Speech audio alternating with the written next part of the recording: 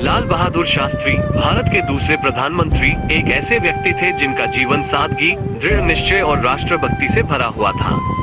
उनकी जीवन यात्रा 2 अक्टूबर 1904 को उत्तर प्रदेश के मुगलसराय में शुरू हुई। प्रारंभिक जीवन और संघर्ष, अर्ली लाइफ एंड स्ट्रगल्स।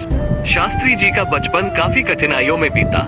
उनके पिता का निधन उनकी मात्र 1.5 साल की उम्र में ही हो गया था। इसके बाद परिवार की सारी जिम्मेदारी उनकी मां पर आ गई। गरीबी के बावजूद शास्त्री जी शिक्षा के लिए दृढ़ थे।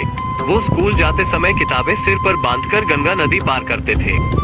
सन 1920 में 16 वर्ष की आयु में ही उन्होंने महात्मा गांधी के असहयोग आंदोलन में भाग लेने के लिए अपनी पढ़ाई छोड़ दी, जिससे उनके परिवार के लोग नाखुश हुए।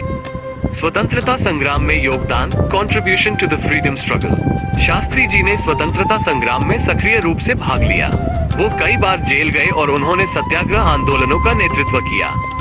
उन्हें शास्त्री की उपाधि काशी विद्यापीठ से प्राप्त हुई, जहां उन्होंने सत्याग्रह का अध्ययन किया था।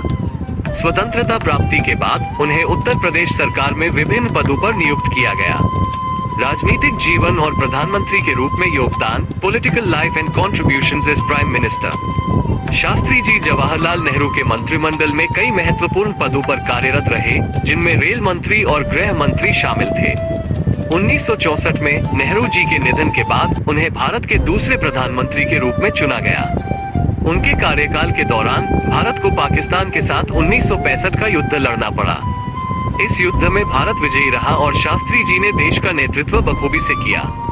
उन्होंने जय जवान जय किसान का नारा दिया, जिसने युद्ध के दौरान राष्ट्र की भावना को एकजुट किया। 1966 में शास्त्री जी का ताशकंद, रूस में पाकिस्तान के साथ युद्ध विराम समझौते पर हस्ताक्षर करने के कुछ ही घंटों बाद निधन हो गया। उनकी मृत्यु आज भी एक रहस्य बनी हुई है।